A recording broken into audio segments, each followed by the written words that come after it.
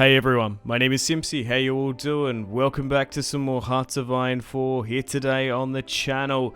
We're going to be checking out for the first time the Cold War mod in the 1949 scenario. We're going to be playing as the United States. I hope you like the sound of that.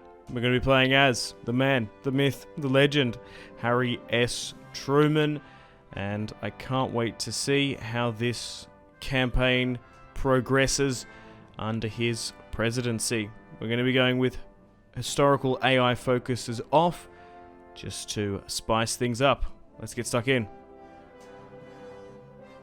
Clamping down on the Iron Curtain.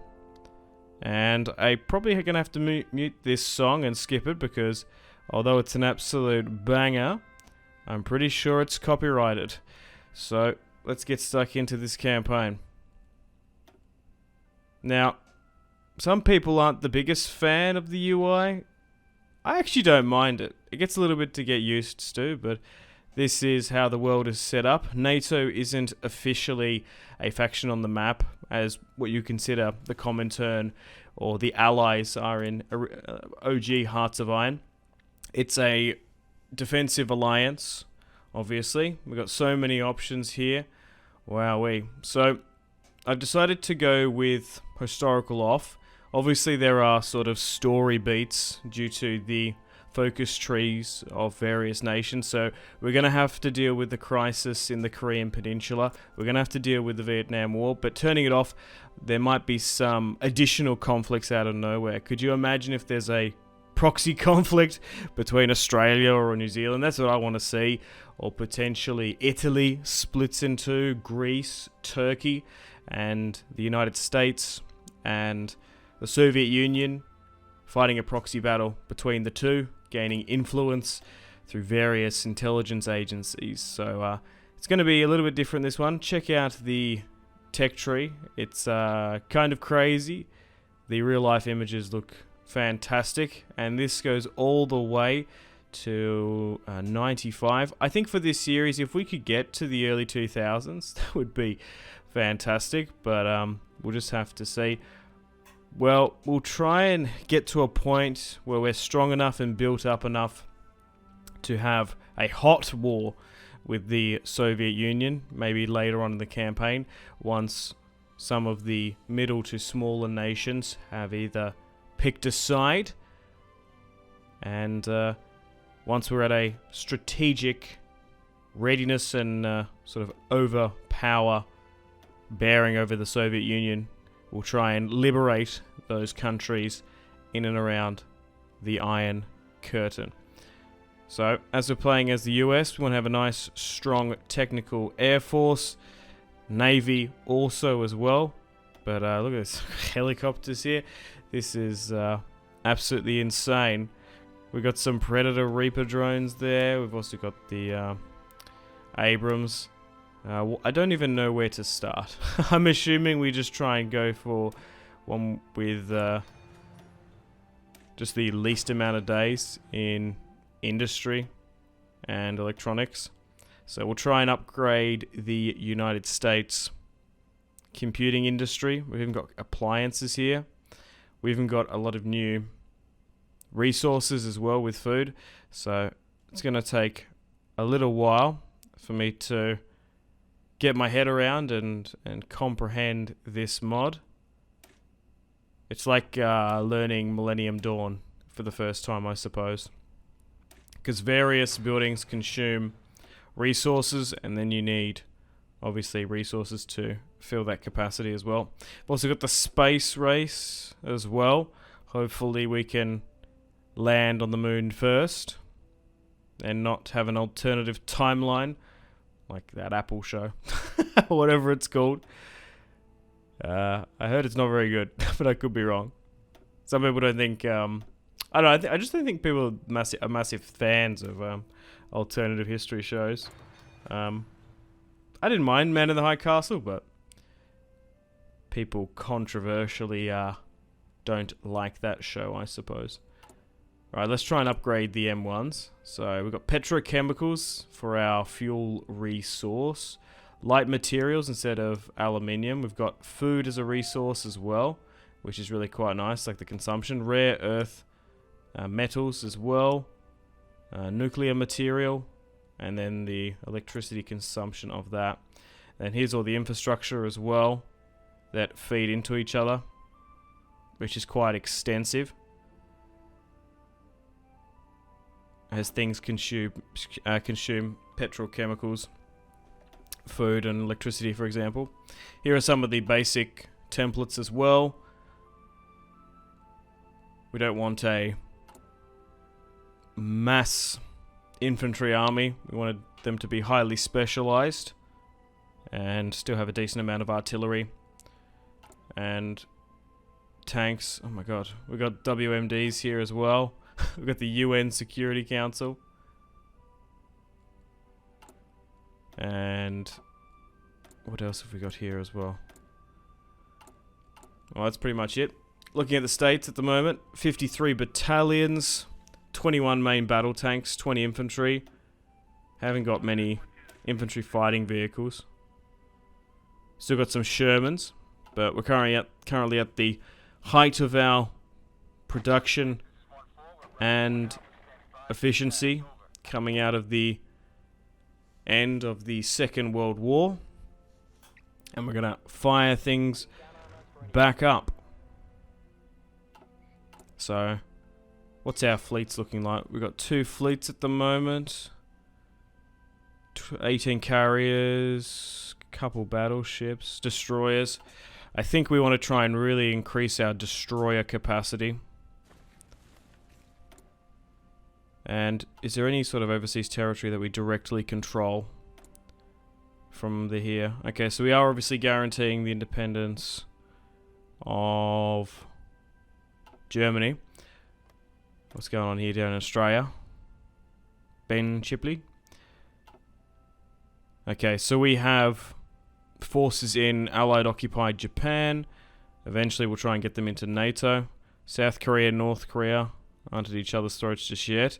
So first of all, we've got the Chinese Civil War here. We've got the Greek Civil War as well. And I'll be curious to see if the Truman administration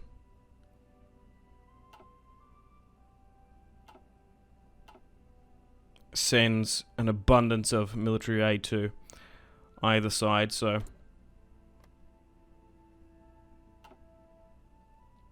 and then we got, what do we got here? West and East Germany. Nice. And then of course we've got that small little controlling piece in Berlin. We've got the boys hanging out in Checkpoint Charlie. Okay, well let's unpause now that we've set everything up and let things tick on over. So Truman is going to enact the Truman administration. That will give us a nice boost to our political power. The CIA is currently creating black sites and has been ordered to recruit new operatives. I've got a couple white pieces there. But you sort of forget and comprehend that Berlin is actually deep into Soviet territory. It's like the entirety of East Germany. Like, there was always a bit of a struggle to get supplies and stuff flown in to Berlin, and there was always the threat because it's deep under enemy lines. Okay, so we've got a civil war here going on in what will eventually be the lands of Indonesia. Australia is currently regionally governing East Papua after the collapse of the Germans. Truman is enacting the CIA Act. The magnetic core is still 70 days off. We've got some binary learning in our machine tools. And resource-wise, we're good. We're currently expanding our food capacity in Pennsylvania, New York City. We've got some nuclear weapon plants being built in Pennsylvania. Perfect. And we're also trying to help with the water supply in Louisiana. And what happened in Greece? Oh, unfortunately, the Greeks leaning towards the Marxist-Leninist ideology. Unfortunately, have joined the Comintern. Just curious to see Austria here. So, 1943. Yeah, so my granddad was around about here near Graz. Austrian born before he moved to Australia. Met my grandmother. Rest was history. But yeah. He lived on a small farm and the Soviets actually regionally administer it, which is interesting. Apparently his father was caught taking a little bit of the cream off the top of the wheat crop, as it were. They run a mill, and the regional sort of Soviet administrator, as he explained it, found out about it and was, hey, you shouldn't be doing that. You've been caught. So he had to pay him off, and then it was okay. But little bit of a Soviet sympathizer. Also didn't like the Soviets at the same point. Meanwhile, my other grandfather fought in World War II against the Japanese. POW, Thai Bermuda. Fought in the Battle of East Timor. And then ultimately was captured in Singapore, unfortunately. He came home. But many of his mates didn't. Lest we forget, boys. Alright, we're going to expand NATO here with Truman. And it does seem like the Liberation Army is winning. So Truman with the Democratic Party is now in.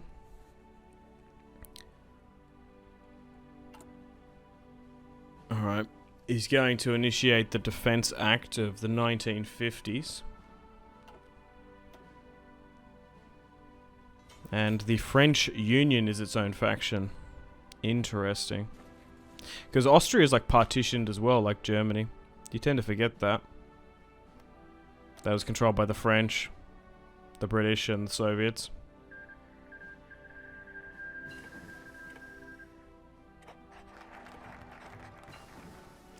I would like to expand NATO and get the French in, but they always have a NATO reluctance. Might even be siding with the Soviets after all that.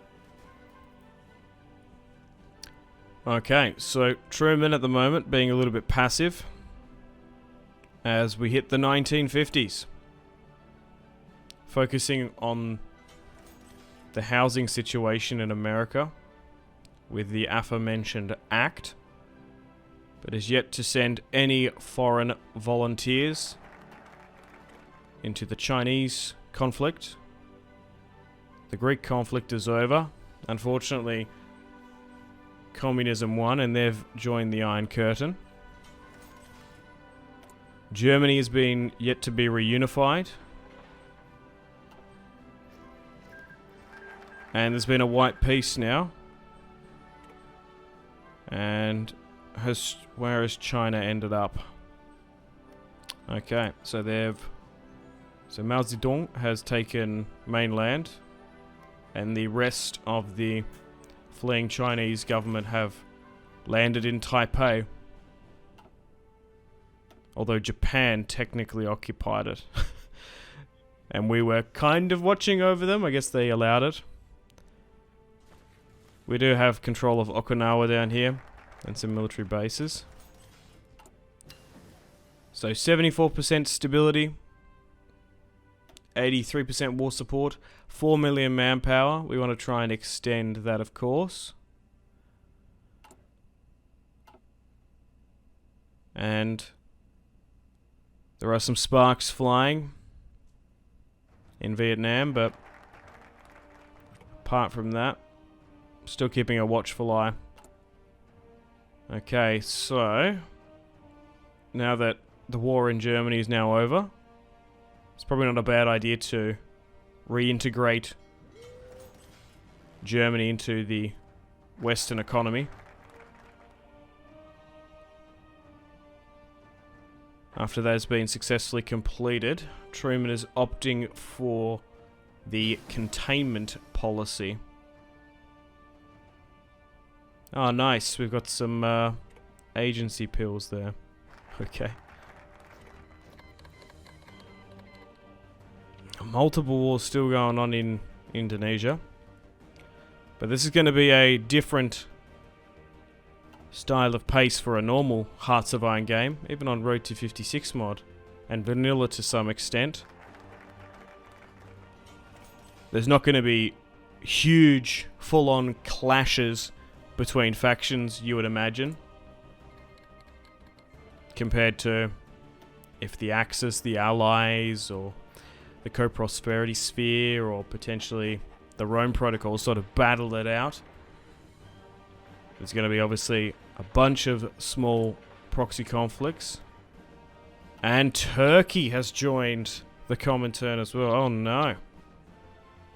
Unless they leave and become a potential NATO ally, but Joseph Stalin seems to be already growing his Comintern.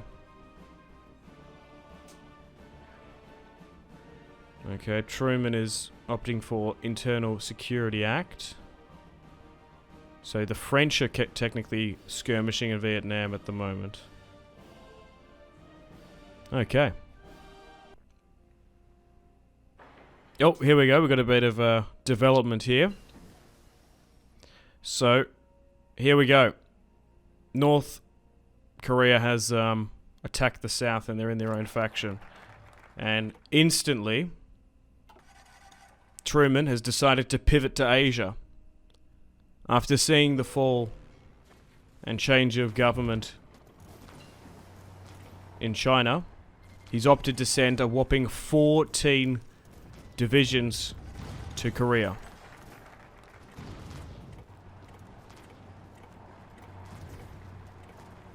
Sending Jesse Duke. I just think of that silly line. Uncle Jesse's only been to 2 places. Hazard and Korea.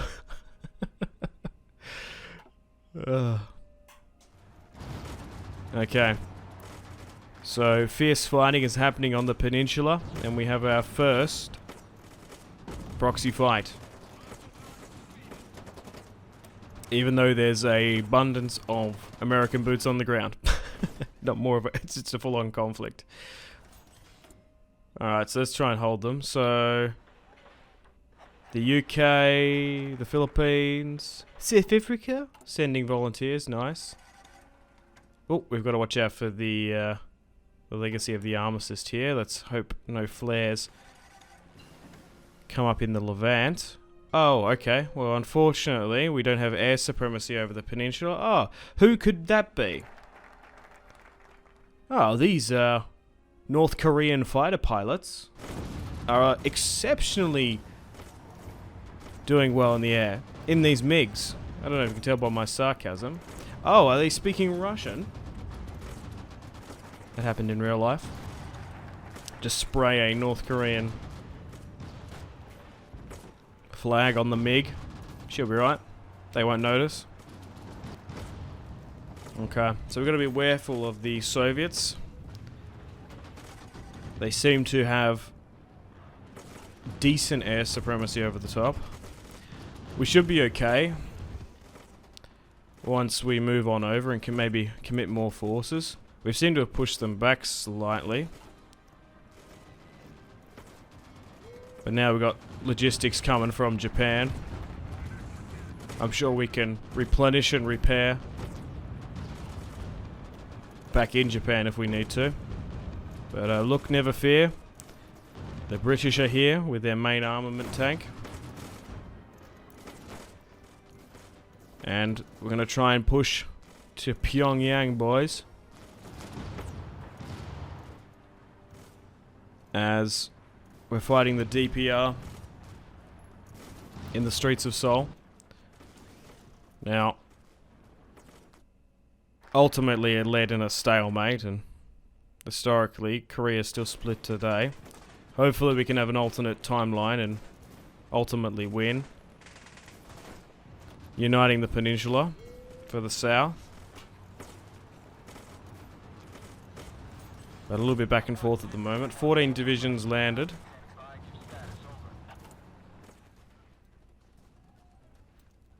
Denounce communism in Asia. Sure, let's do that. Let's try and rid it from the South Pacific. Now, so far it doesn't seem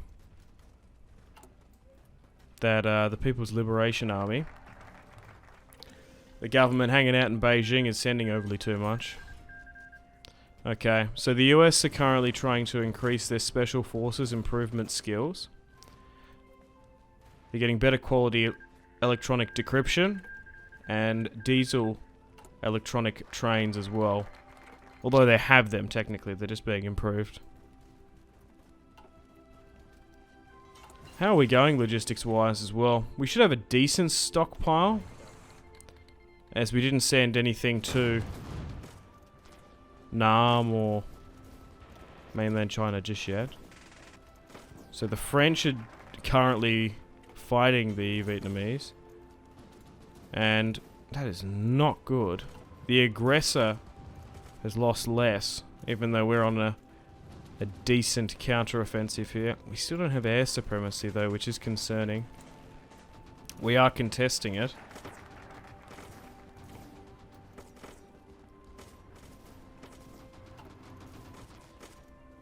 A little bit back and forth. Hopefully, Truman is successful in Korea.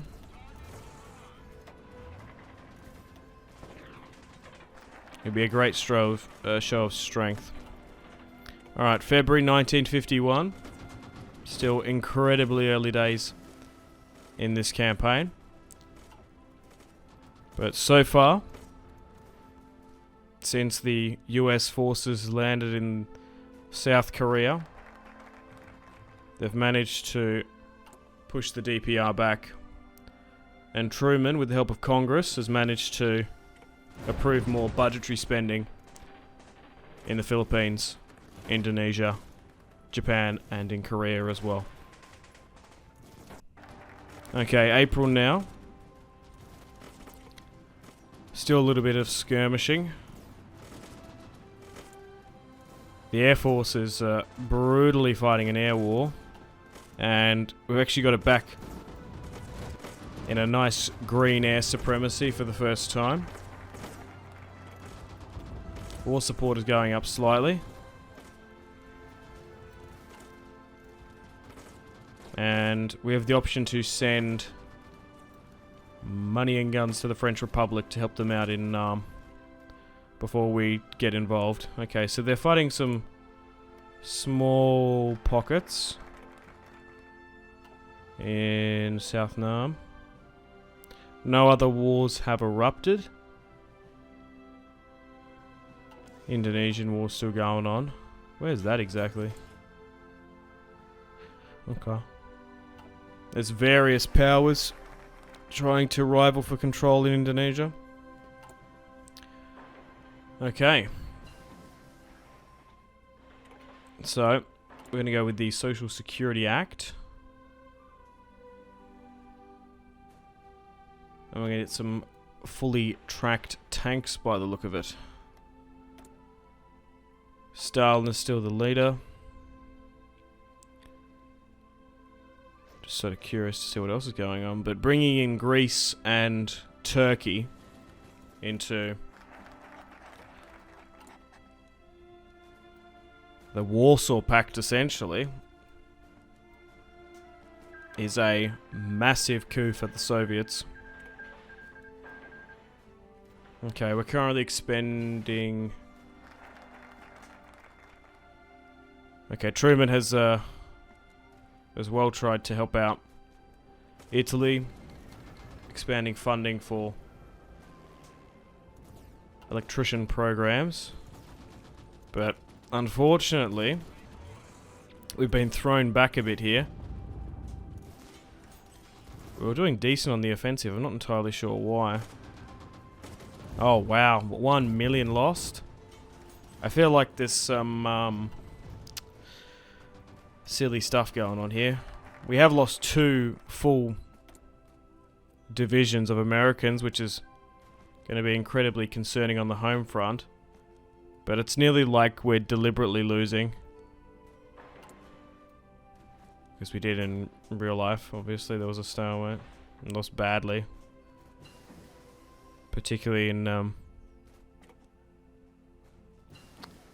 some portions. Law-wise. History-wise.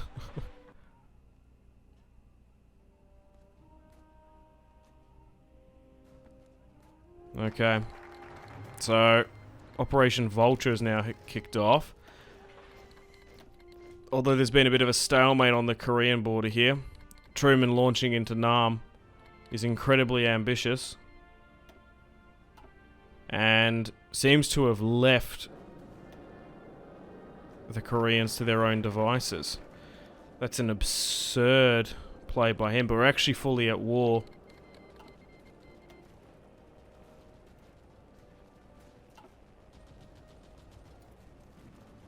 With them. I'm surprised in a defensive war they lost 1.3 million. That's a significant amount. We did lose a decent amount in Korea, so looks like we're just leaving them to their own devices for some reason. Alright, we're moving over here to help the French. In 1951, the Nam crisis is now well underway. And we're straight up at war with them. We're not sending volunteers like we were to Korea. Okay, so we're at war with the 2 Ho Chi Minh factions. Currently a socialist government. Interesting.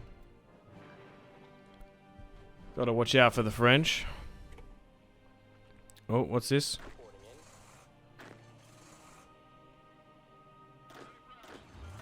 Alright. Let's get things rocking, boys. Never fear. The United States is here. I don't know what's going on here. I feel like one of the wars / battles is bugged for whatever reason. This is an ambitious plan. What's this? What's this plan you've sent to us? Right, we're just gonna naval invade from New York to Poland. What? Yeah, right into the heart of Warsaw. Okay. We'll keep that on the desk, I guess. Alright. 0 casualties just yet. As troops are slowly but surely mobilizing and heading on over. Air supremacy is rocking over the top though. Thanks to the French Republic. Alright, gonna upgrade the healthcare system. I assume it's gonna come under some level of pressure now that we're officially at war.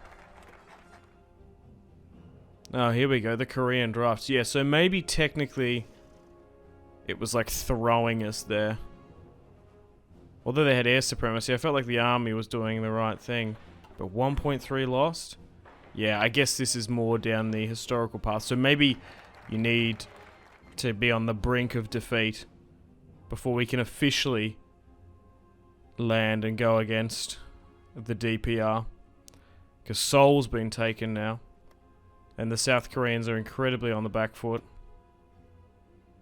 Although Japan, the Philippines, the Dutch, the French, and the UK are sending volunteers. Alright, we're going to try and armor up Taiwan, which is interesting. Okay, reform the South Korean army. Yes, so we have to be failing them to some extent. If we're going to go down the right national focuses and have it open up for us. But we are using historical AI focuses turned off. So it will go down the path when it can, but if it can't, hopefully we can have a couple spanners thrown in the works. So the Korean Peninsula still under threat and under crisis. We're going to send some financial aid to India and Pakistan as well. The troops are yet to land in Nam, but oh my god, South Korea might actually capitulate. Well, unfortunately on that note, guys, got to wrap the first episode of the United States Cold War mod episode here. April 1952. Stay tuned for episode 2 coming out soon. Thank you so much for watching. Make sure to take care of yourselves. Have a fantastic rest of your day. If you want to see more from me, check out the videos on screen. My name is Ben Simpsy, and I will see you in the next one. Cheers.